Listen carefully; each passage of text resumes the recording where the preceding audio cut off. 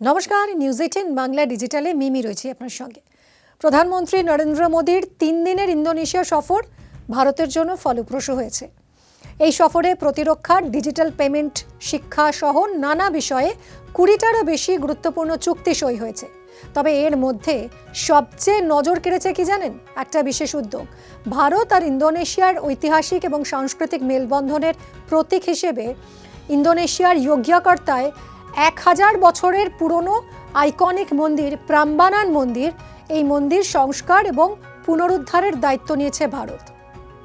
প্রধানমন্ত্রী মোদী এবং ইন্দোনেশিয়ার রাষ্ট্রপতি প্রাবোভো সুবিয়ান্তো যৌথভাবে এই বিশাল সংরক্ষণ প্রকল্পের সূচনা করেছেন। প্রধানমন্ত্রী মোদী এই মন্দিরটিকে দুদেশের অভিন্ন সাংস্কৃতিক ঐতিহ্যের এক অনন্য নিদর্শন বলে উল্লেখ করেছেন।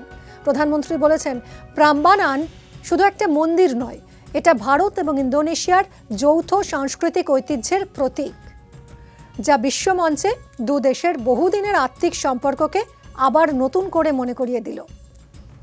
ইন্দোনেশিয়ায় এত বড় একটা হিন্দু মন্দির কিভাবে এলো?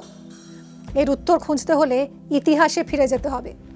আজ থেকে প্রায় 1500 বছর আগে ভারতীয় ব্যবসায়ী, নাবিক, সাধু, পণ্ডিতরা সমুদ্রপথে দক্ষিণ পূর্ব এশিয়ার বিভিন্ন দেশে যাতায়াত করতেন।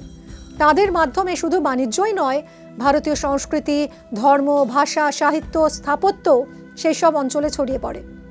জাভা, বালি, কম্বোডিয়া, থাইল্যান্ড সহ বহু অঞ্চলে হিন্দু এবং বৌদ্ধ রাজ্যের উত্থান হয়, এ তো সবারই জানা। প্রাম্বানান সেই ঐতিহাসিক যোগাযোগের অন্যতম বড় প্রমাণ। ইন্দোনেশিয়ার ইয়গ্যাকার্তা শহরের কাছে অবস্থিত প্রাম্বানান মন্দির 9ম শতকে নির্মিত হয়, অর্থাৎ আজ থেকে প্রায় 1100 বছর আগে। এই প্রাম্বানান মন্দির ইন্দোনেশিয়ার সবচেয়ে বড় এবং দক্ষিণ পূর্ব এশিয়ার অন্যতম প্রাচীন হিন্দু মন্দির। এটি কোনো একটা মাত্র মন্দির নয়, মানে একটাই শুধু কাঠামো নয়, 240টা ছোট বড় মন্দিরের একটা বিশাল সমাহার, যা প্রাচীন জাভার 2 শাসক রাকাই পিকাটান এবং রাকাই বালিতং, এই দুজন রাজার আমলে তৈরি হয়েছিল। এই মন্দির চত্বরের অন্যতম বৈশিষ্ট্য হলো এর খুব কাছেই রয়েছে বিখ্যাত বৌদ্ধ মন্দির বড়বুদুর, যা প্রমাণ করে যে প্রাচীনকালে জাভায় বৌদ্ধ ধর্ম এবং হিন্দু ধর্মের মানুষ কতটা শান্তিপূর্ণভাবে পাশাপাশি বসবাস করতেন। শান্তিপূর্ণ সহাবস্থান যাকে বলি আমরা।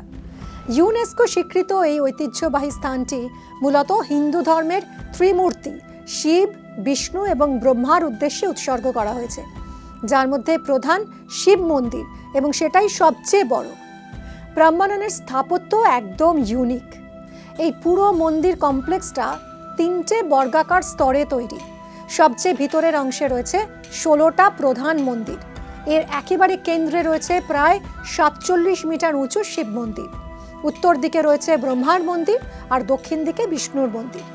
এই 3টে মন্দিরই হিন্দু ত্রিদেবের প্রতীক হিসেবে নির্মিত।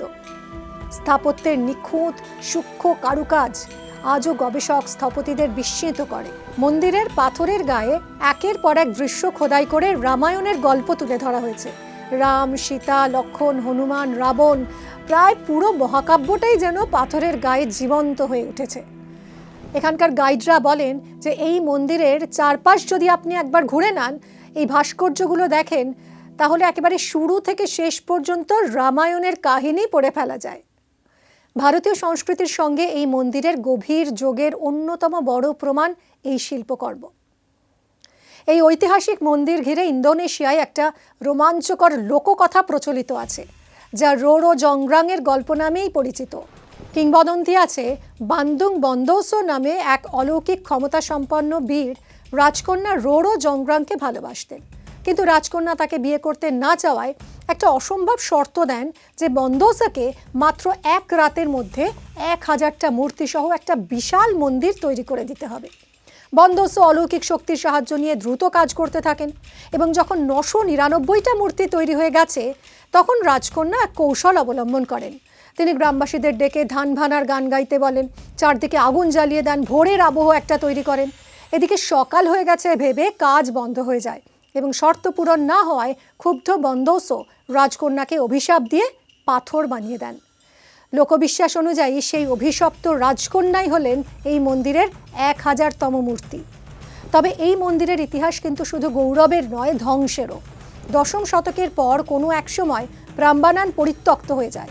এরপর শতাব্দীর পর শতাব্দী ধরে ভূমিকম্প, আগ্নেয়গিরির অগ্ন্যুৎপাত এবং প্রাকৃতিক দুর্যোগে মন্দিরের বহু অংশ ভেঙে পড়ে। বিশেষ করে বড় বড় ভূমিকম্পে অনেক স্থাপত্য ধ্বংসস্তূপে পরিণত হয়। পরে ধাপে ধাপে সংরক্ষণ এবং পুনর্গঠনের কাজ শুরু হয়। 1999 সালে ইউনেস্কো প্রাম্বানানকে ওয়ার্ল্ড হেরিটেজ সাইটের মর্যাদা দেয়। অসাধারণ স্থাপত্য, ভাস্কর্য এবং সাংস্কৃতিক গুরুত্বের কারণেই এই স্বীকৃতি পায় এই মন্দির। এখন প্রশ্ন হলো যে ভারতের প্রধানমন্ত্রী কেন এই মন্দিরের উন্নয়নে এতটা জোর দিচ্ছেন? এর পিছনে দুটো বড় কারণ রয়েছে। সাংস্কৃতিক সংযোগ, কালচারাল সফট পাওয়ার। ভারত আর ইন্দোনেশিয়ার সম্পর্ক তো আর আজকের নয়, হাজার বছরের পুরনো। বালি বা জাভা সংস্কৃতিতে আজও রামায়ণ, মহাভারত, হিন্দু সংস্কৃতির গভীর প্রভাব রয়েছে। এই মন্দির সংস্কারের মাধ্যমে ভারত বিশ্বের দরবারে নিজের প্রাচীন সাংস্কৃতিক ঐতিহ্য তুলে ধরছে। শুধু তাই নয়, মন্দির সংস্কারের সিদ্ধান্ত কূটনৈতিকভাবে অত্যন্ত তাৎপর্যপূর্ণ। এই উদ্যোগ ভারত ও ইন্দোনেশিয়ার মধ্যে বাণিজ্যিক ও রাজনৈতিক সম্পর্ককে আরও মজবুত করবে এবং একই সঙ্গে এটি দু দেশের প্রাচীন ঐতিহাসিক যোগাযোগকে পুনরুজ্জীবিত করবে বলেই মনে করছে বিশেষজ্ঞ মহল।